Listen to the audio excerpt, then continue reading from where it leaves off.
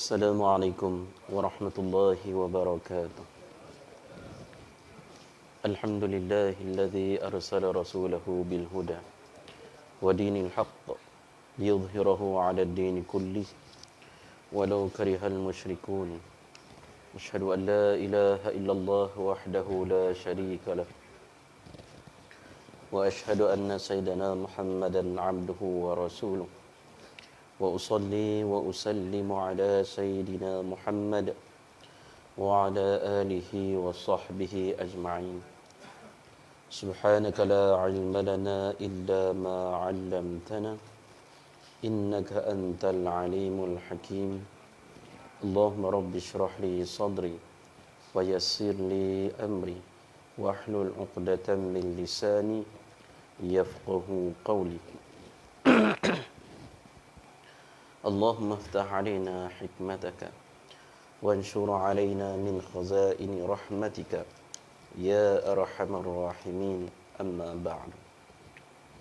Alhamdulillah, pertamanya kita merafak dan mengangkat kesyukuran kita berbanyak-banyak kepada Allah, dan kita mohon agar Allah Subhanahu wa taala mengangkat bala dan juga wabak daripada bumi Malaysia ini khususnya, dan seluruhnya amnya daripada bumi umat Islam dan seluruh dunia insya-Allah. Tuan-tuan yang dikasihi oleh Allah Subhanahu wa taala, alhamdulillah kita berjumpa lagi. Cuma dalam hari ini tuan-tuan tengok saya macam ala-ala rajanikan pun ada. Ya, dengan tak cukur dan sebagainya.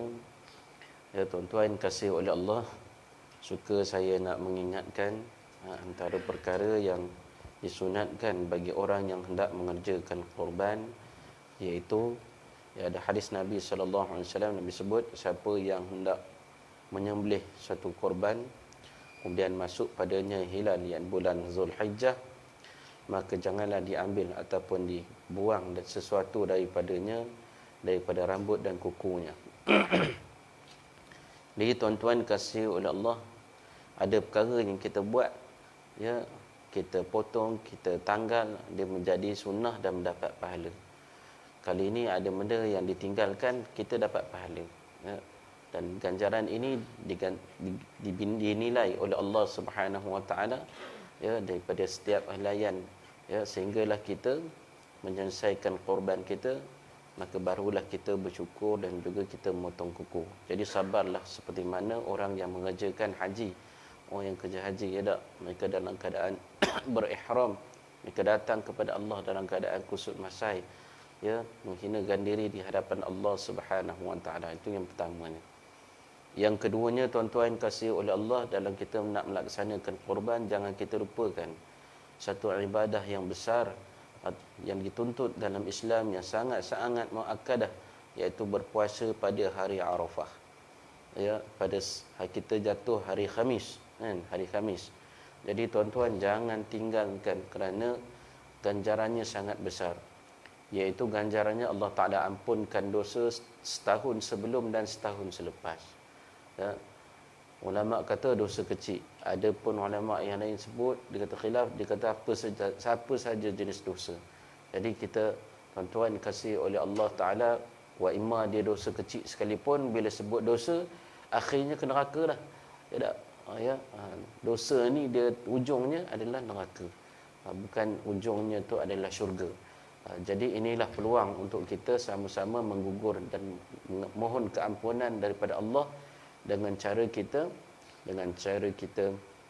berpuasa di hari Arafah, hari Khamis tersebut. Bagi yang tak mampu berpuasa, ya, contohnya pada hari itu dia ada appointment dengan hospital yang menyebabkan dia tu memang kena makan. Ya. Jadi dia terlepas sunat puasa hari Arafah, maka dia boleh taja makan. Ya, dia taja makan kepada orang yang berpuasa. Sebagai contohnya, sini kan paling dekat sekali, contohnya kedai Pak Nasir kita, ya, beli nasi yang siap bungkus, hantar ke rumah, ya, orang yang berpuasa, ataupun beli lauk. Ataupun kalau susah, ya, kita pergi kedai, kita cari kambing ke apa ke, buat kari kambing, kemudian hantar rumah orang yang berpuasa, contohnya. Ni tengah banyak ni, petai tengah banyak. Tuan-tuan buat sampai petai, ya, ikan bilis campur dengan tempoyak. Ya dah. Kemudian hantar rumah kawan-kawan ni dapat sebekas. Itu memang rare lah kata orang tu, memang ingat lah. Ya, itu makan nasi itu insya-Allah yang punya sedapnya gajah lalu belakang pun memang tak nampak lah.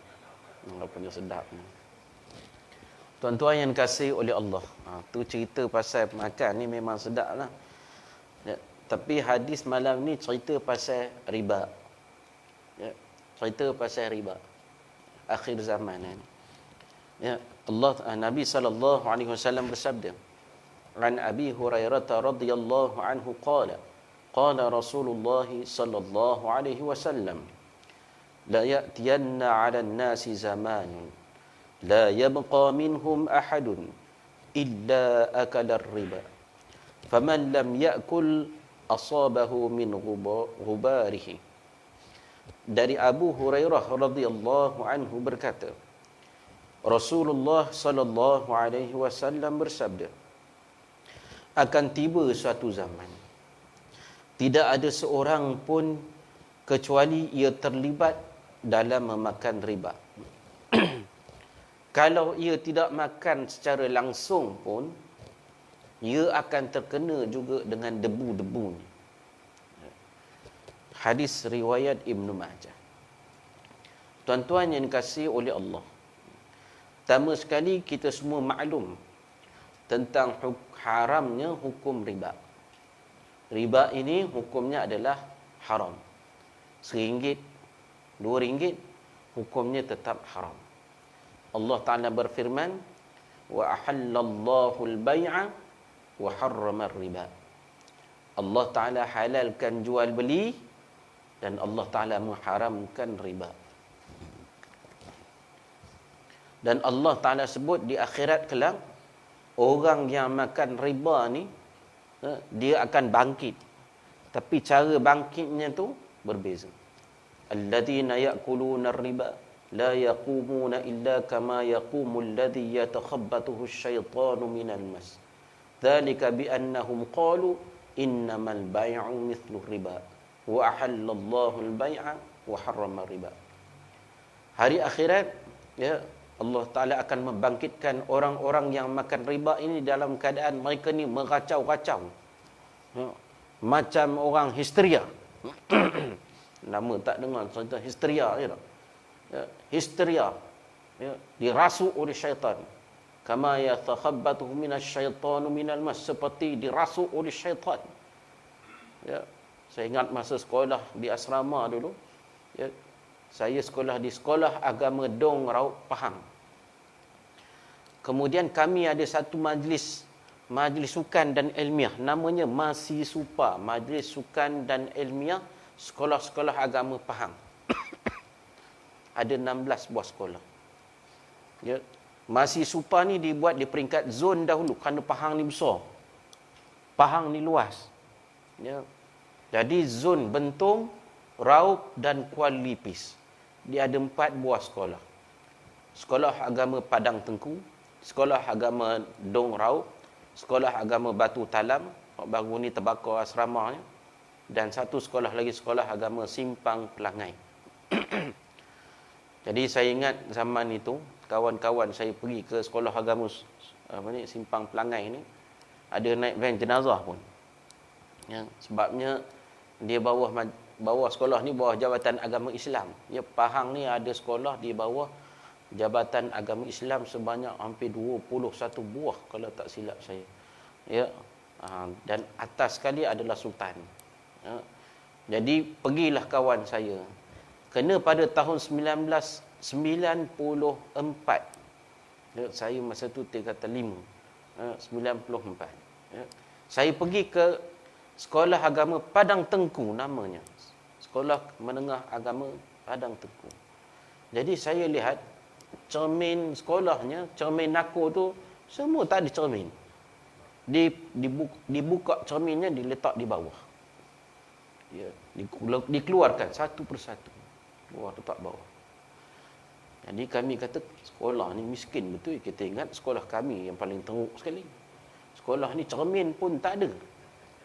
Ha. Lepas tu sembang-sembang, bisik-bisik, rupanya ada isu mengapa cermin ni dikeluarkan. Sebabnya sekolah itu antara sekolah yang ketika itu sangat kuat histerianya. Sampai keluar dulu dalam surat khabar. Ya, sekolah agama dia kadang-kadang dia cuti sampai seminggu, cuti sampai 2 minggu sebab terlalu kuat histerianya. Bukan perempuan aja, dengan lelaki. Ya.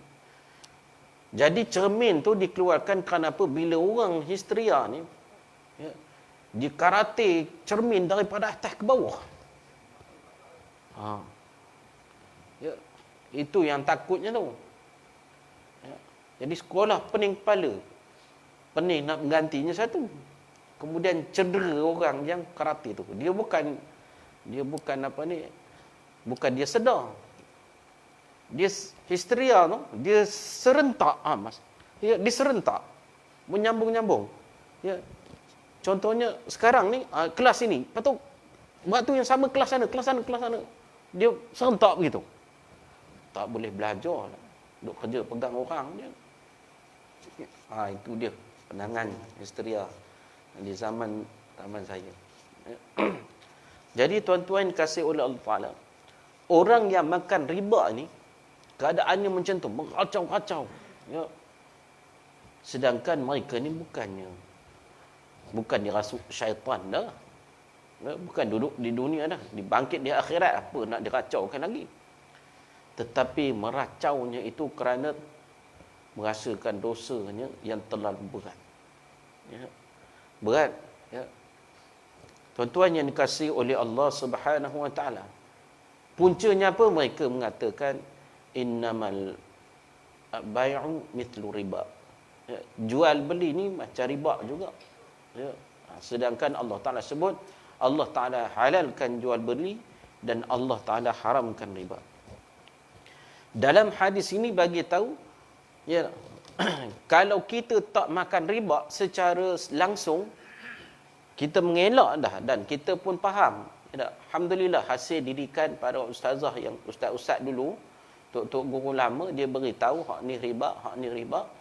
Maka tuan-tuan yang dikasihi oleh Allah Subhanahu Wa Taala, kita pun dah hari ini dah berjaya mengelakkan riba ini, dan alhamdulillah pihak bank pun mereka membuat sistem yang mana banyak sistem bank ini dia ada satu Islamic finance, Islam pinjaman secara Islamik, dan semua Islam lah. Maksudnya dia mengelakkan riba kerana itu pilihan orang Islam. Kalau dulu kita tak ada pilihan, saya ingat orang dulu dia nak beli kereta ke, dia nak beli rumah, dia sanggup tak berhutang, terpaksa kumpul duit. Ya, kumpul, kemudian beli cash. Kenapa? Tak mau terlibat dengan riba ni. Ini perjuangan orang dulu. Ya, yang kita perlu hormati dan kita kena salute lah, respect. Ya, mereka sanggup bersabar. Bukan mereka tak ada duit, tetapi nak beli, nak meminjam dengan sistem riba, mereka tidak sanggup dan tak mau terlibat. Ya. Kemudian alhamdulillah, ya, tahun 80-an barulah wujudnya sistem pembankan tanpa riba ini. Jadi alhamdulillah pinjaman perumahan, pinjaman peribadi, kemudian pinjam kereta, ya. Alhamdulillah dah ada sistem Islam yang mengelakkan kita daripada riba. Namun Nabi sebut faman lam yakul asabahu min ghubarihi. Tapi siapa yang tak makan secara langsung pun, dia akan terkena juga debu-debu riba ni. Ya. Debu-debu riba ni dia tetap juga akan kena. Seperti contoh beginilah, kita nak pergi haji, nak pergi umrah. Tahun ni tak ada lah, ya tak? Kalau tidak, Ustaz Khairul Basri tak ada dah ni. Dia dah duduk di Mekah dah. Ya tak? Kalau ikutkan nak pergi haji, nak pergi umrah ni, di sana tak terima pakai duit Malaysia ni. Ya tak? Duit kita tak. Jadi kita kena tukar, kata orang tu. Ya, tukar. Ya. Sistem pertukaran wang itu melibatkan sistem riba. Walaupun tidak di peringkat sini, tapi hakikatnya sudah pun ada, apatah lagi di peringkat antarabangsa. Ya. Jadi tuan-tuan kasih Allah Ta'ala, nak lari macam mana, kita mau tak mau, kena juga. Ya. Walaupun kita cuma mengelak, tak boleh. Ya. Sebab itulah yang berlaku pada dunia hari ini. Baik. Tuan-tuan yang dikasihi oleh Allah Subhanahu wa taala. Riba ni ada beberapa jenis. Yang biasa kita dengar adalah riba qardi. Ya. Riba qardi ni dia kita pinjam duit bayar lebih. Ya. Tapi lebih ni disebut dalam akad. Contoh macam ni. Nak kita pinjam apa? Pinjam 5,000 lah kata. Ya. Berapa 5,000 ni? Nak tambah cawangan cadang ni. Nak tambah cawangan. Ya. 5,000. Jadi pinjam 5,000. Okey, baik. Bagi pinjam 5,000. Tapi pulang nanti bayarlah 5,000 RM10. Ya. RM10. RM10 aja. Mana ada orang kena RM10 tak? 5,200. 200 tu riba. Riba ni artinya ziyadah, tambahan. Tambahan daripada modal itu. Pokok tu. Ya. Ini tak boleh. Kenapa? Orang pinjam ni bukan orang senang. Semua orang susah. Jadi lebihan itu dipanggil riba al-qardi, iaitu pinjam. Riba lebihan dalam pinjaman. Ya. Walaupun tidak disebut dalam bentuk duit, kadang-kadang disebut dalam bentuk yang lain. Ya. Contoh begini. Dia bagi pinjam 5,000, syarat, ada syarat pula. Syaratnya nanti kalau musim raya hantarlah. Ya tak? Kalau aku tak bagi pinjam, kalau tak bagi pinjam kata kalau saya tak bagi durian kata, tak bagilah. Tak boleh lah. Ya tak? Orang nak bagi pinjam, bagilah sikit durian. Ya tak? Disebut dalam akad tu. Ya. Itu tidak boleh. Walaupun sampai musim durian tu, dia pun datang. Pimpin. Dah lupa ke? Katanya. Ya tak? Apa dia? Alah masa pinjam tu tak ingat ke? Ya. Lepas tu pergi ingat. Nak durian ke? Alah macam tak tahu pula. Bagilah 2 biji. 2 biji apa buatnya? Kalau buat 2 biji ini mangkuk. Ya. Habis nak berapa biji? Bagilah 10. Boy, ini tak. Tuan-tuan, ya, walaupun dia bukan duit tapi dia durian tu jadi riba. Ya. Ini masalah. Tapi kalau dia bagi pinjam, ya tak, tiba-tiba tuan yang bagi pinjam ini pergi dekat orang tu, kata, Assalamualaikum. Ini bagi pinjam saya dulu. Alhamdulillah. Inilah. Ini orang rumah baru ni. Kata. Kan. Maaf. Duduk makan durian. Tak apa. Saya belanja. Saya bagi. Itu lain cerita. Ya. Dalam bab pinjam ni, kalau kita baca bab pinjam ni tuan-tuan, sampaikan Nabi suruh kita permudahkan untuk orang yang berhutang ni membayar hutang. Jangan tekan. Sebab kita bila nak berhutang ni tuan-tuan, nak beri hutang, kita kena buka kepala dah. Kena siap dalam kepala kita. Kalau orang tu tak mampu nak bayar seperti mana yang dia janjikan. Ya. Jadi kena sabar. Sebab orang berhutang ni bukan orang senang. Orang susah. Sebab tu Nabi kata, minta hutang. Permudahkan dia kan. Kalau dia boleh bayar, misalnya kata dia janji nak bayar 200 hari, bulan tu kena pula dia tak boleh meniaga. Dia kata saya minta tangguh lah. Kalau dia kata saya boleh bayar 30 lah, ambil lah. Ya. Jangan jumpa selalu. Ya, sampai macam tu sekarang. Jangan kerap sangat jumpa, nanti dia takut. Ya. Ya. Jumpa selalu jumpa. Kalau dalam masjid ni lain ceritanya, ya tak? Ya, itu dia. Itu satu berkenaan dengan hutang, bab pinjam. Ada satu lagi riba dipanggil ribaul fadli. Ya. Dia tukar barang sejenis tapi timbangnya tak sama. Ya. Tukar barang yang sejenis tapi timbang tak sama ataupun nilainya tak sama, ni tak boleh. Contohnya macam inilah emas. Emas zaman dulu. Ya, orang ini dia bawa emas, ni seorang perempuan ni. Dia pergi kedai emas, dia nak tukar emas dia. Ya. Tukar kemudian dia tambah. Itu tidak dibenarkan dalam Islam. Macam mana? Dia kena jual emas dia dulu. Ya. Sebab tukar ni, walaupun ni 5 gram, ini 5 gram, tapi nilainya beza. Ya. Nilaiannya berbeza kerana yang ini desain baru, dia ada upah desain dia. Ya tak? Kemudian nilai emas ini tak sama dengan nilai ini. Ni dulu harga murah, ini jadi harga mahal. Jadi kena jual dulu emas ini. Ya, dapat harga rendah. Contohnya dia nak beli emas harga 2,000, kemudian dia jual dulu, dapat nilai, misalnya kata dapat nilai 1,400. Puas hati. Puas hati. Ya tak, dapat duit 1,400. Okey. Sekarang ni nak beli ke tak nak beli? Nak beli. Nak beli, okey, kita buat akad yang baru. Beli emas yang baru. Bukan tukar. Ya. Ini satu perkara yang orang perempuan jarang tahu. Orang lelaki tak ambil tahu. Ya, memang kita pun tak nak tahu. Sebab bila kata saya nak beli emas, kan? Suami pun kata, ada duit ke? Ada, alhamdulillah. Tak apa, pergilah. Anak pergi bila? Pergi dengan anak. Contohnya begitu. Sedangkan emas ini, tuan-tuan dikasihi oleh Allah Subhanahu Wa Taala, dia adalah satu perkara yang mudah terlibat dengan riba. Ya, itu dia. Kemudian satu lagi jenis riba ini disebut sebagai riba nasai. Riba tangguh. Ya, tangguh. Bayar, kemudian penyerahan tu berlakunya penangguhan dalam penyerahan. Sebagai contoh, kita beli minyak. Kita beli minyak apa? Kita ada syarikat kita ada pump station.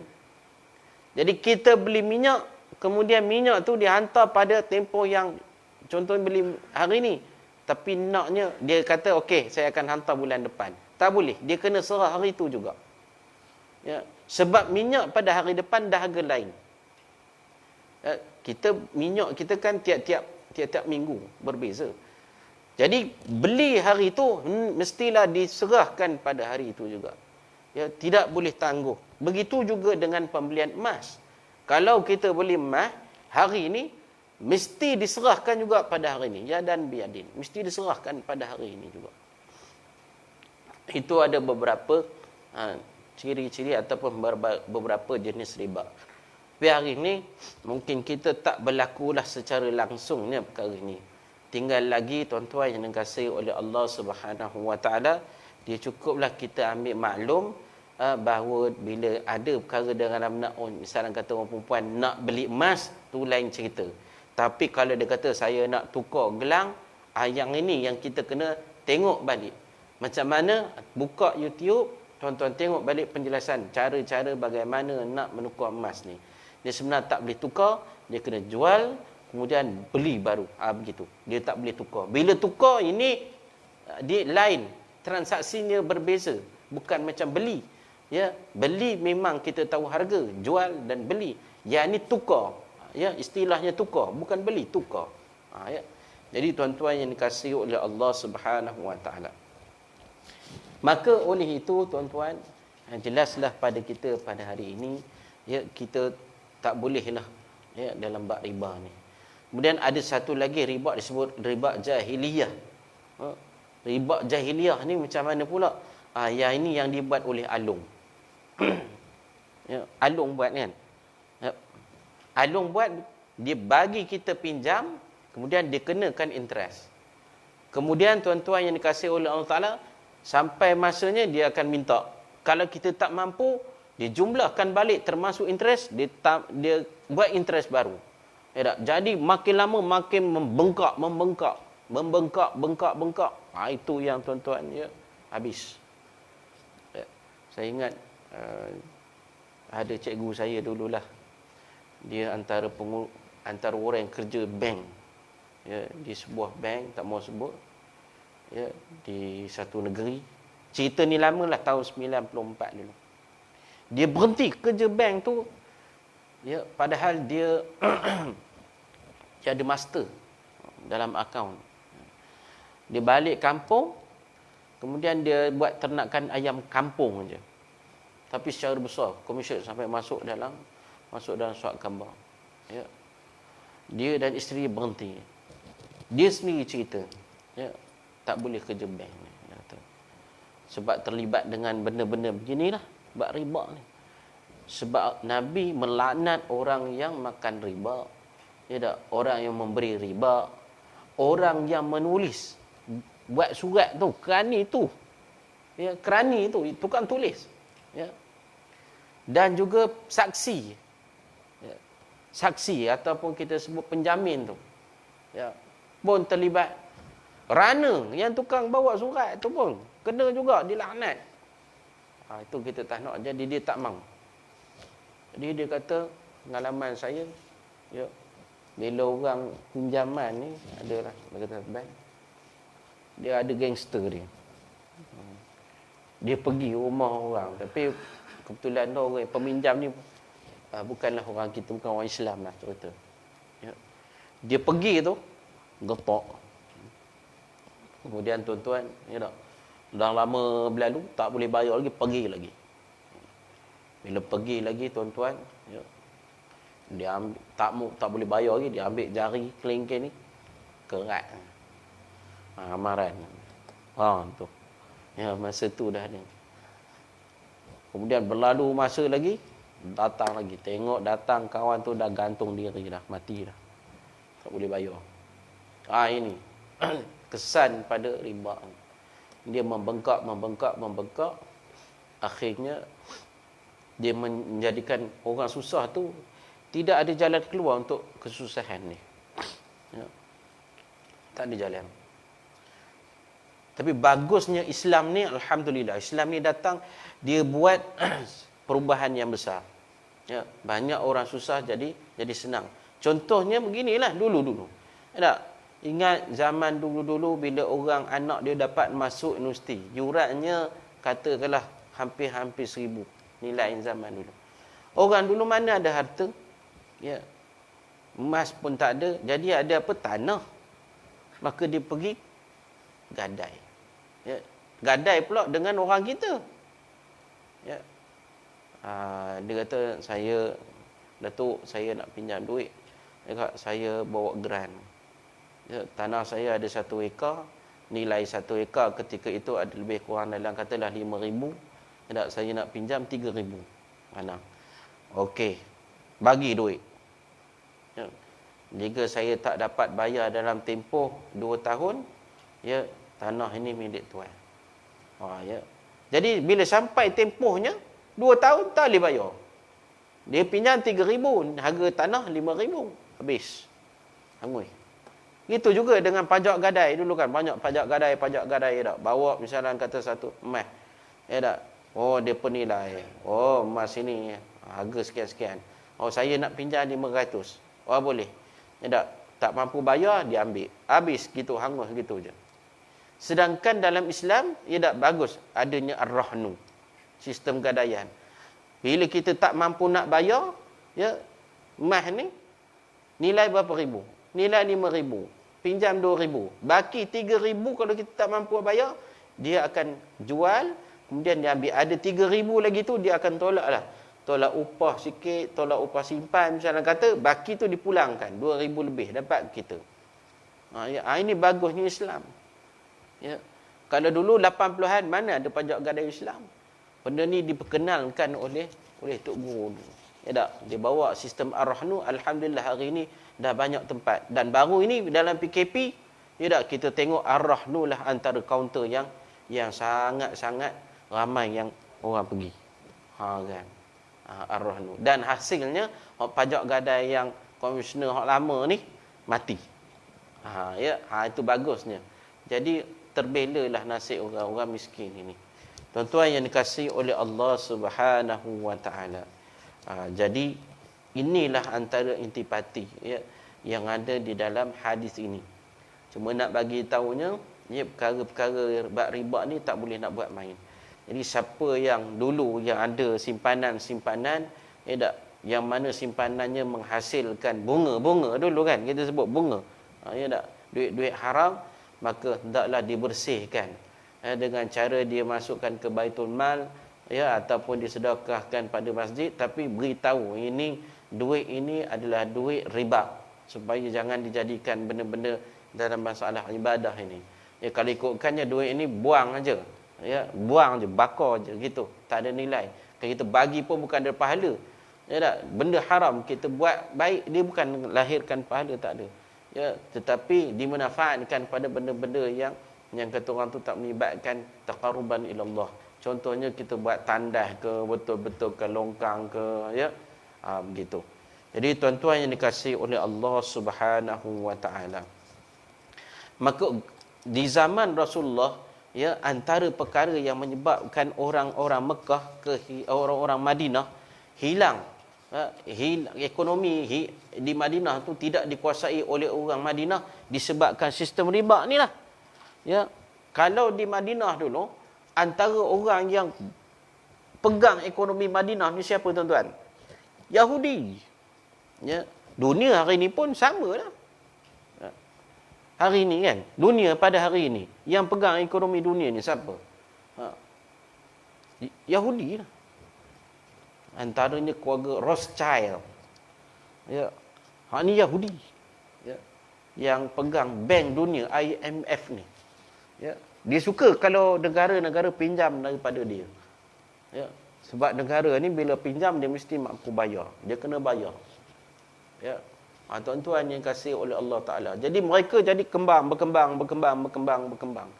Begitulah juga dengan Yahudi di Madinah. Berkembang dengan sistem ekonomi dia.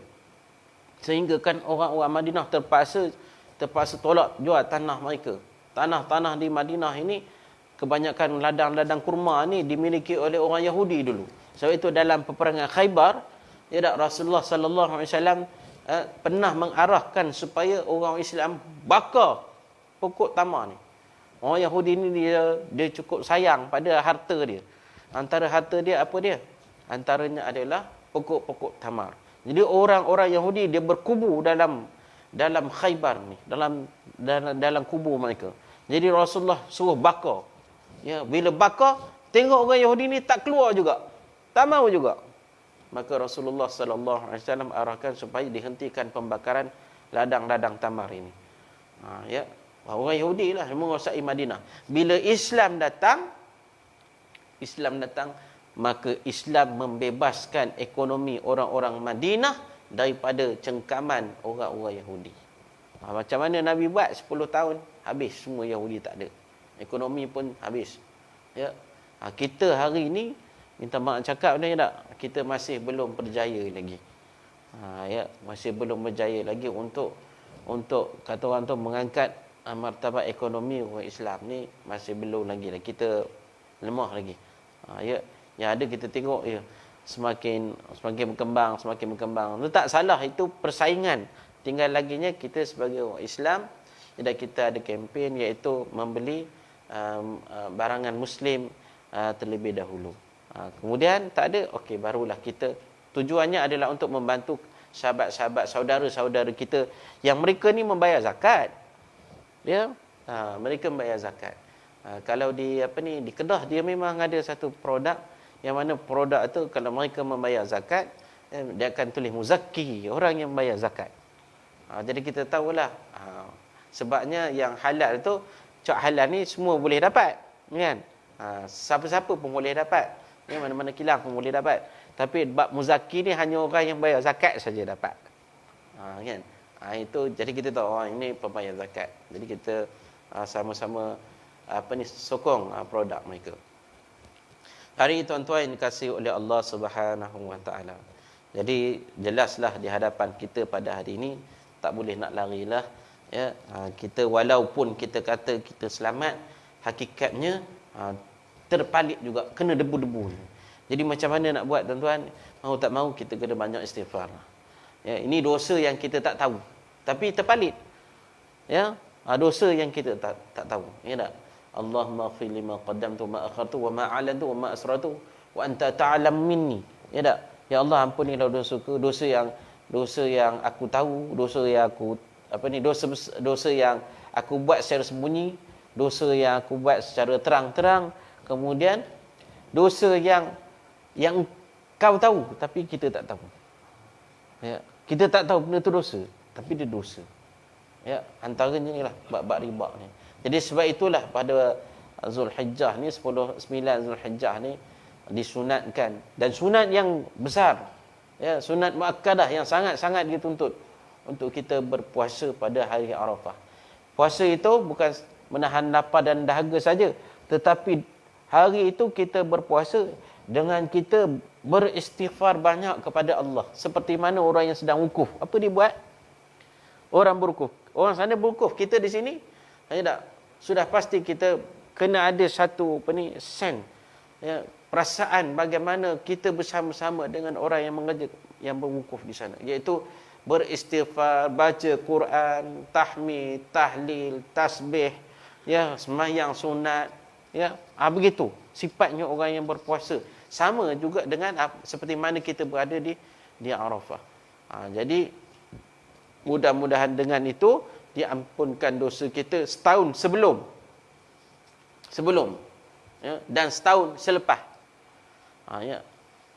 Jadi itu hebatnya puasa. Ya, puasa pada hari Arafah. Ya, jangan tinggal. Tapi kita tak boleh nak buat majlis lah. Sepatutnya puasa bulan Arafah ni, sepatutnya kalau tak ada PKP, saya banyak kali sebut, hendaklah dimasukkan dalam takwim masjid. Ya, iaitu majlis iftar, majlis berbuka puasa. Ya, tapi ini tak boleh lah, tahun ni tak boleh lah, sebabnya kita masih lagi dalam mood PKP. Ya, dan kita tengok kes pun semakin banyak. Jadi akan datang, hendaklah dimasukkan ke dalam takwim. Sebabnya bulan Ramadan pun kita boleh buat, apatah lagi dari hari Arafah. Itu sangat-sangat dituntut untuk kita puasa. Dia kalau seorang-seorang kadang dia tak jadi, dia malas. Tapi bila ramai-ramai ni, dia ada semangat. Ya, sebelum tu buatlah apa-apa pun, ya, tazkirah ke, buat qiraatul Quran, sembahyang sunat tasbih ke, boleh buat. Ya, hari Arafah tu boleh buat sembahyang sunat tasbih ke, ramai-ramai, ya tak? Jadi diprogramkan, maka barulah benda ni jadi cantik. Kalau seorang-seorang tu hanyut je lah. Tengok TV, main Facebook, ya tak? Tengok WhatsApp, ya. Jadi tuan-tuan dikasihi oleh Allah Subhanahu Wa Taala. Baik. Habislah kita dalam bab riba ni. Jadi insya-Allah akan datang kita akan masuk dalam bab khamar. Bab khamr. Khamar ni artinya arak. Ya, arak. Jadi arak ni dah jual mudah sangat. Ya. Jadi untuk makluman tuan-tuan, sebenarnya kalau ada kalau ikut kaedahnya ataupun undang-undangnya, kalau tempat itu orang Islam ramai, tiba-tiba ada kedai yang jual arak, kita boleh buat petition untuk dia tidak menjual arak. Ya, contohnya kedai-kedai mat-mat yang yang ada kan, Speedmart ke apa ke, ya, ataupun 7-Eleven, atau tempat tu orang Islam ramai, kita boleh kutip tanda tangan, ya, kita petitionkan supaya tidak dijual arak di situ. Bukan apa tuan-tuan, sebenarnya kita kena buat. Ya. Bila buat, selamat orang yang nak bekerja tu. Yang bekerja ni budak-budak, anak orang Islam kita. Ya. Mereka muda-muda lagi dosa kering nampak. Ya. Dosa kering nampak. Dia jual. Bukan dia nak jual, tapi nak buat macam mana? Ya tak? Benda tu dah ada situ. Takkan dia buat ni gitu je. Ya, jadi kita kena bantu untuk mengeluarkan benda tu. Boleh, ya. Sebenarnya ada peruntukan untuk itu. Berapa dah? 8.44. Sikitlah berkenaan dengan arak ni, kok kita masuk dalam bulan hadapan. Ya. Arak ni sekarang ni dah tidak lagi disebut arak, ya tak? Dijenamakan dengan berbagai-bagai nama, tapi hakikatnya dia memabukkan. Ya. Macam-macam jenis lah. Dan ini akhir zaman, minuman arak ini menjadi satu minuman yang berprestij. Ya, berprestij. Jadi Ni dunia akhir zaman ni. Kalau dulu benda ni dikeji, tapi hari ni benda ni jadi satu minuman orang-orang yang kaya. Ya, minuman yang disanjung-sanjung. Ya, sampainya harganya satu botol sampai 1,000. Ya, 1,000. Apa jenisnya? Ya tak? Bagaimana pembuatannya? Nanti minggu depan, bulan depan dah insya-Allah kalau panjang umur kita akan ceritakan berkenaan dengan arak ini. Tapi nak cerita baginya, kita sini jangan ingat kita selamat ya, tak ada. Hakikatnya kita ada yang minum. Ya. Ada yang minum. Kita bimbang anak-anak muda yang minum. Ya wallahiyazubillah. Kita alhamdulillah selamat, di luar kita tak tahu. Kalau dia tak minum arak pun dia ambil benda yang lain. Ya, sebab Malaysia ni mudah sangat. Malaysia ni masyarakat yang mudah terkesan dengan budaya-budaya asing. Ya, terutamanya anak-anak muda. Dia tak ada jati diri, kita panggil. Dia tak ada jati diri, mengikut aja. Ya, itu kita bimbang tu. Ya, jadi cukuplah sekadar itu pada malam ini. Sementara menunggu Isyak, insya-Allah bolehlah berwuduk. Ya, terima kasih pada semua. Aqulu qali hadza wa astaghfirullah li wa lakum. Wassalamualaikum warahmatullahi wabarakatuh.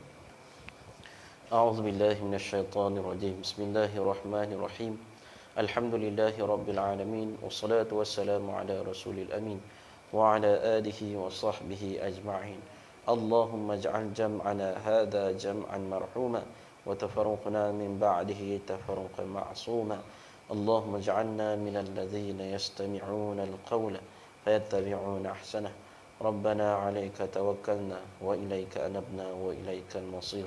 Rabbana atina fid dunya hasanah wa fil akhirati hasanah wa qina 'adzaban nar. Wa sallallahu ala sayyidina Muhammad wa ala alihi wa sahbihi ajma'in. Walhamdulillahi rabbil alamin. Assalamualaikum warahmatullahi wabarakatuh.